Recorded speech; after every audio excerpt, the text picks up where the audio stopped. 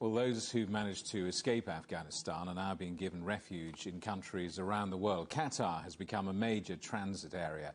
Bilal Sarwary is an Afghan journalist and the face and voice of so many reports from Kabul over many, many years. He joins us now from Doha. Welcome, Bilal. Your life was threatened in Afghanistan. You've reached Qatar. I wonder, what are your thoughts as you watch these terrible events unfold at the airport and their aftermath? Well, heartbreaking, even to know that your own friends and their families were caught in an explosion and you haven't heard from them is, I think, the sort of torture that Abbasin was mentioning that Afghans have to go through. But there is a sense of uncertainty and fear prevailing in Kabul. People are very desperate to leave the country, and they have been, enduring a lot of hardships outside of that airport. Whether you talk about days and days of wait in the open in the scorching heat, or people literally, waiting inside the Suez Canal where the double suicide attacks took place in that area. I was looking today at social media and speaking to certain Afghan families in Kabul, and to know that one family lost 3 of its members, another lost 4, and another family had lost 5 members and 2 are missing. It sort of gives you an idea that how this is a never-ending tragedy for the people of Afghanistan.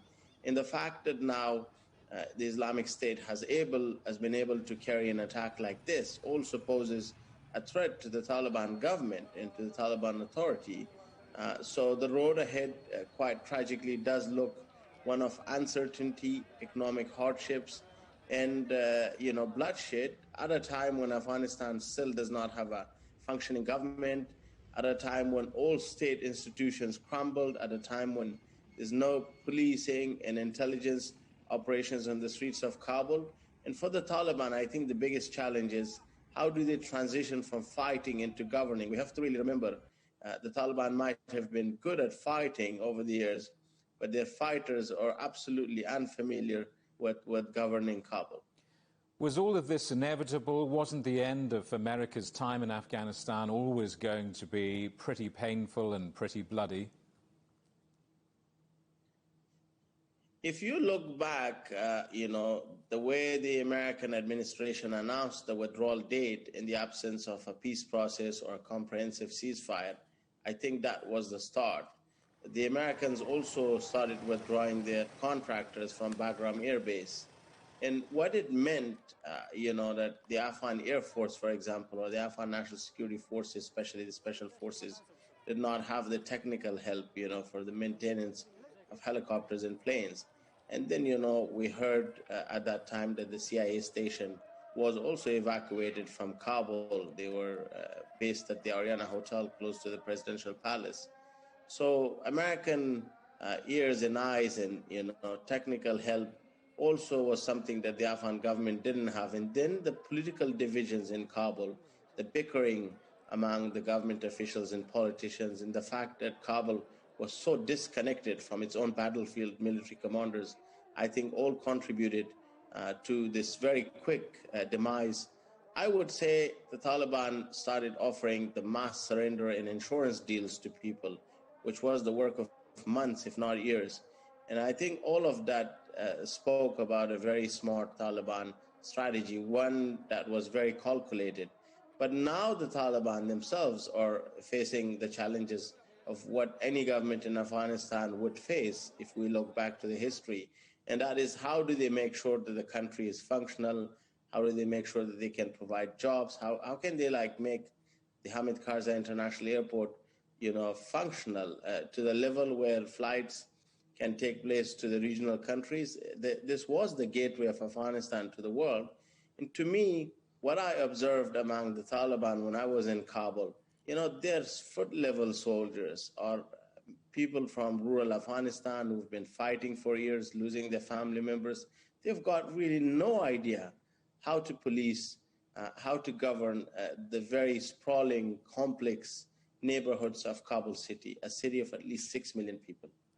What of you and your family? Can you ever see yourself returning? I think we will cling to that hope that one day we can and we should. It is our homeland. It's our home after all. But I'm not personally very optimistic. What Afghanistan has done over the last 20 years to myself and millions of Afghans, it has broken our heart time and again. And I think it is just that complexity of the situation on the ground where our hopes have been shattered. For example, we were hoping over the last 18 months or so that finally Afghanistan would have a permanent and comprehensive ceasefire, that peace would come, that we would be able to resume normal life, But looking at the attacks yesterday in Kabul, I mean, the threat of bloodshed is there. It's not only the Islamic State, it's thousands of foreign fighters. It's organizations like Al-Qaeda that have had a massive presence. And even if the Taliban wanted at some stage to take on these foreign fighters of the Islamic State, and they were genuine about it, to get the trust of the international community, to secure legitimacy and funding, they will not be simply able to do that, because a lot of these fighters have an ideological, historical, and generational relationship with Taliban fighters. I'm talking about foreign fighters. I'm talking about Al-Qaeda. And there has been so many intermarriages in this third generation of these foreign jihadis, speak the local languages. They're almost members of the Afghan society. So how the Taliban can assure the United States and Western countries about future counterterrorism operations, I think this will be a very, very difficult challenge for them.